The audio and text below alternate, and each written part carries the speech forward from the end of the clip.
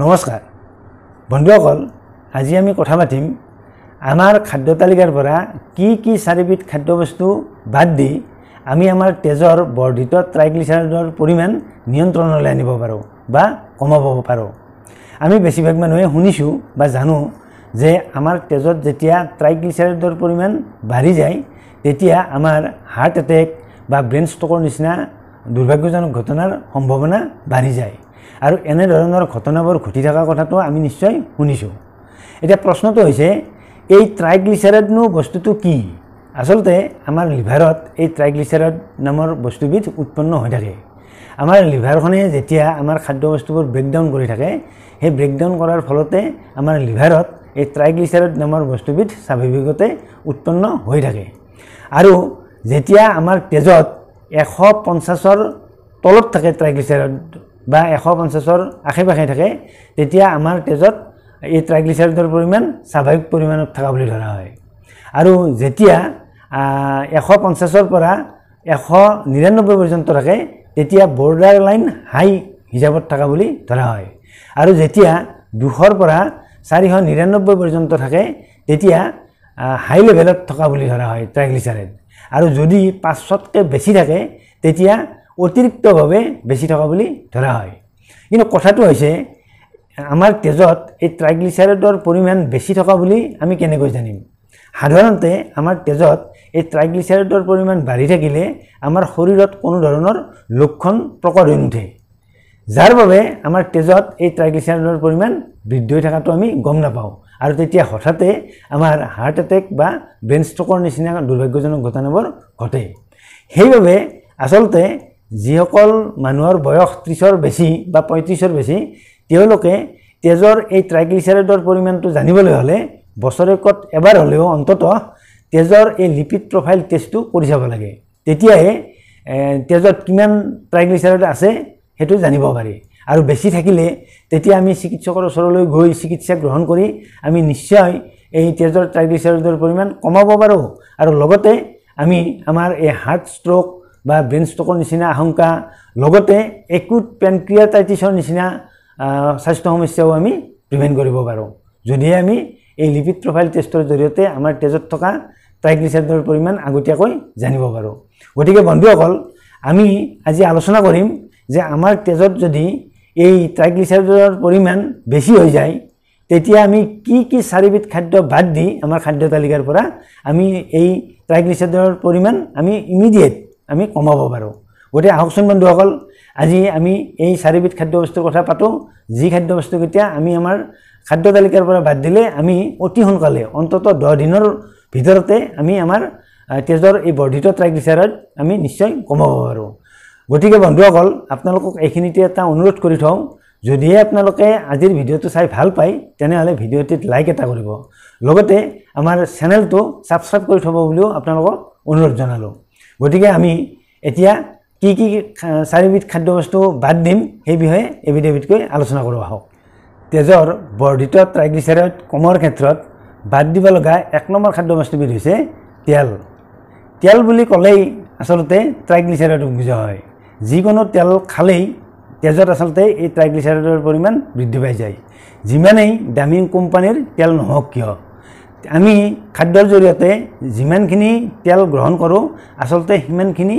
Triglyceride আমাৰ শৰীৰত প্ৰৱেশ কৰে বুলি ধৰি ল'ব পাৰি। সেইবাবে যিসকল লোকৰ তেজত এই ট্ৰাইগ্লিচাৰাইডৰ পৰিমাণ বেছিকৈ বাঢ়িছে, অৰ্থাৎ 500তকৈ বেছি হৈছে, তেওঁলোকে ইমিডিয়েট এই তেল খোৱাটো বন্ধ কৰিব লাগে আৰু জিৰ' অইল কুকিং মেথড লৈ আচলতে ৰন্ধা বঢ়া কৰিব লাগে আৰু তেনেকুৱা খাদ্য গ্ৰহণ কৰিব লাগে। লগতে বাহিৰৰ খাদ্যবস্তুবোৰ, যিবোৰ পেকেটিং খাদ্য, ৰেডি হৈ থকা বা ৰেডিমেড খাদ্য, সেই খাদ্যবস্তুবোৰক টোটেলি বাদ দিব লাগে। কিয়নো সেই খাদ্যবস্তুবোৰতো এই ট্ৰেন্স ফেট বা চেচুৰেটেড ফেট যথেষ্ট পৰিমাণে থাকে। আৰু বিশেষকৈ ছাগলীৰ মাংস, গৰুৰ মাংস, গাহৰিৰ মাংস, এনেধৰণৰ মাংসবোৰ যাক ৰেড মিট বুলি কোৱা হয়, সেই খাদ্যবোৰ বাদ দিব লাগে যিসকলৰ অন্ততঃ 500তকৈ বেছি ট্ৰাইগ্লিচাৰাইড আছে। কিয়নো এই খাদ্যবস্তুবোৰ বন্ধ কৰিলেহে আচলতে আমাৰ শৰীৰত ডাইৰেক্টলি এই ট্ৰাইগ্লিচাৰাইড সোমোৱাটো বন্ধ কৰা যেন হ'ব। গতিকে যিসকল লোকৰ টেষ্ট পৰীক্ষা কৰোঁতে বা লিপিড প্ৰফাইল টেষ্ট কৰোঁতে ট্ৰাইগ্লিচাৰাইডৰ পৰিমাণ 500তকৈ বেছি পোৱা গৈছে তেওঁলোকে ইমিডিয়েট যিকোনো তেল যুক্ত খাদ্য গ্ৰহণ কৰাটো বন্ধ কৰিব লাগে আৰু লগতে এই ৰেড মিট আৰু পেকেটিং খাদ্যবোৰ বা যিবিলাক ৰেডিমেড খাদ্য সেইবোৰো বন্ধ কৰি দিব লাগে তেতিয়াহে তেওঁলোকৰ তেজৰ এই বৰ্ধিত ট্ৰাইগ্লিচাৰাইড ক্ৰমান্বয়ে কমিবলৈ আৰম্ভ কৰিব তাৰ পিছত 2 নম্বৰতে বাদ দিব লগা খাদ্যবস্তুবিধ হৈছে বগা কাৰ্বহাইড্ৰেট বা যিবোৰ প্লেন কাৰ্বহাইড্ৰেট বুলি কোৱা হয় সেই প্লেন কাৰ্বহাইড্ৰেটটো অতি সোনকালে বাদ দিব লাগে কিয়নো আমি আচলতে যিমানখিনি এই প্লেন কাৰ্বহাইড্ৰেট খাওঁ তাৰ পৰা অতি বেছি পৰিমাণৰ ট্ৰাইগ্লিচাৰাইড উৎপন্ন কৰে আমাৰ লিভাৰে এই প্লেন কাৰ্বহাইড্ৰেটবোৰৰ ভিতৰত অন্যতম হৈছে ময়দা আৰৈ চাউলৰ ভাত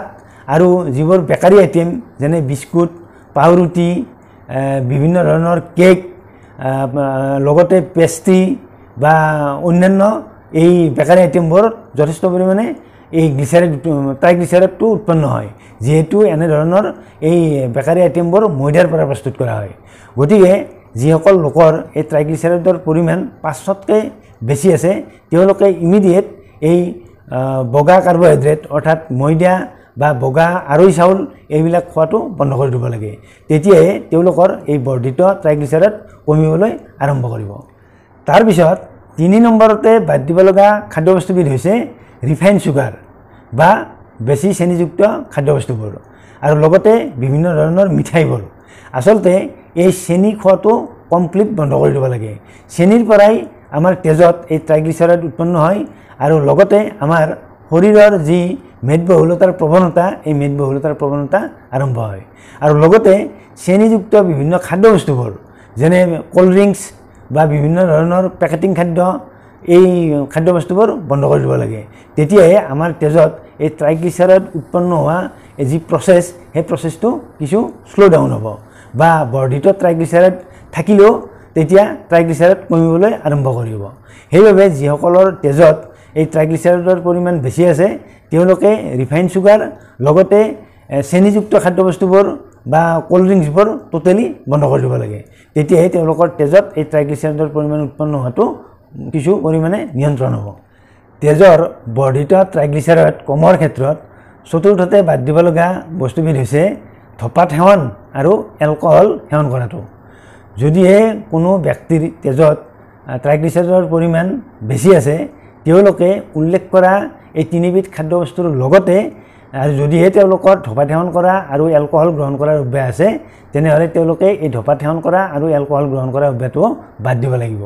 কিয়নো বিভিন্ন পৰীক্ষা নিৰীক্ষাৰ পৰা জানিব পৰা গৈছে যে যদিহে ট্ৰাইগ্লিচাৰাইড বেছি থকা লোকসকলে উল্লেখ কৰা এই 3 প্ৰকাৰৰ খাদ্যবস্তু যেনে ৰিফাইন চুগাৰ তেল আৰু কাৰ্বহাইড্ৰেট বাদ দিয়াৰ পাছতো তেওঁলোকৰ এনে অভ্যাস যেনে ধঁপাত সেৱন কৰা অভ্যাস আৰু মদ্যপান কৰা অভ্যাস বাদ নিদিয়ে তেনেহ'লে তেওঁলোকৰ তেজৰ এই বৰ্ধিত ট্ৰাইগ্লিচাৰাইড কমি নাযায় বা কম কৰিব নোৱাৰি সেইবাবে এনে ধঁপাত সেৱন কৰা বা মদ্যপান কৰা লোকে ট্ৰাইগ্লিচাৰাইডৰ পৰিমাণ কমাবলৈ হ'লে তেওঁলোকে এই উল্লেখ কৰা খাদ্যৰ বস্তু 3বিধ বাদ দিয়াৰ লগতে ধঁপাত সেৱন কৰা আৰু মদ্যপান কৰা অভ্যাসো বাদ দিব লাগিব তেতিয়াহে তেওঁলোকৰ তেজৰ পৰা এই ট্ৰাইগ্লিচাৰাইড কমিবলৈ আৰম্ভ কৰিব বন্ধুসকল আপোনালোকে যদি আজিৰ ভিডিঅ'টি চাই ভাল পাইছে তেনেহ'লে ভিডিঅ'টিত লাইক এটা কৰিব লগতে আমাৰ স্বাস্থ্য ৰক্ষাৰ চেনেলটো ছাবস্ক্ৰাইব কৰি থবলৈ আপোনালোকক অনুৰোধ জনালোঁ লগতে বেল আইকনটো অন কৰি থবলৈ আপোনালোকক অনুৰোধ জনালোঁ যাতে আমি ভিডিঅ' আপলোড কৰাৰ লগে লগে আপোনালোকে নটিফিকেশ্যন লাভ কৰে আৰু আমাৰ ভিডিঅ' সকলোতকৈ আগত চাবলৈ পায় অন্য এটা ভিডিঅ'ত আপোনালোকক লগ পোৱাৰ আশাৰে আজিলৈ সামৰিছোঁ ধন্যবাদ